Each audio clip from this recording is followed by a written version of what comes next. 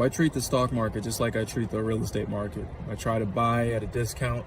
I try to buy when stocks are low, and I know this sounds cheesy because everybody tries to buy when they're low, but I try to buy at extreme lows. I don't try to time the market. I don't try to, go in there and play, day trader or anything like that. I'm a buy and hold value investor, and I treat the stock markets the exact same way. So what you're seeing right now is basically just a couple stocks that I picked up when the stock market crashed, or I wouldn't say crash, it's a little extreme, but when the stock market took a serious dip back in March, April of 2020, as soon as the pandemic hit.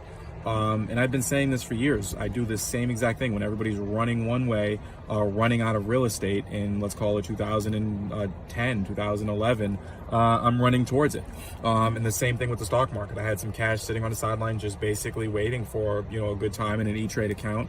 And the pandemic hits, and, all these travel stocks, obviously if people are not moving, cities are locked down, states are locked down, people aren't moving, all these travel stocks, hotels, airlines, Uber, Lyft, Carnival, cruises, Disneyland, all these things that have a lot to do with people moving and people gathering in big spaces, took a serious tank.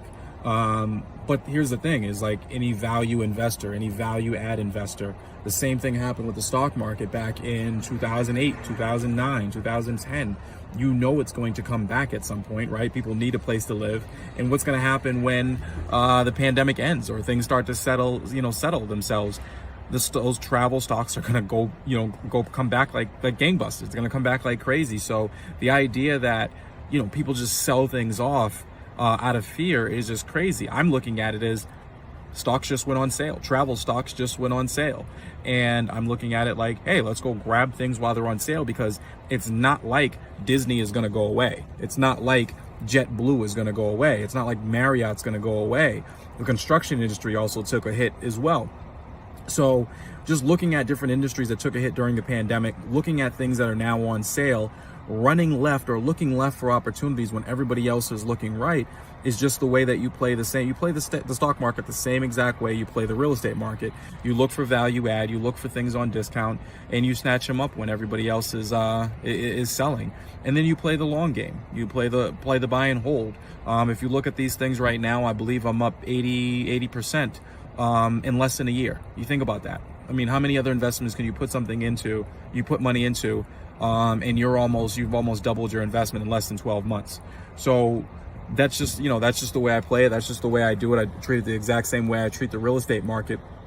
And, it tends to work out. So one of the advice that I would give for you is, just look up when everybody else is looking down. Look down when everybody else is looking up. When everybody is buying, be cautious. When everybody else is selling, you should probably be considering buying.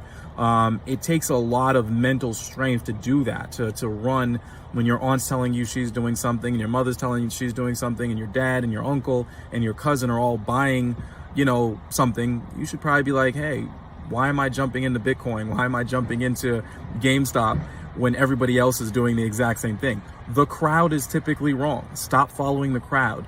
Warren Buffett doesn't follow the crowd. Smart investors don't follow the crowd. The crowd is wrong. Not everyone can be making money. You have to move in the opposite direction of the crowd sometimes, and that's how you win.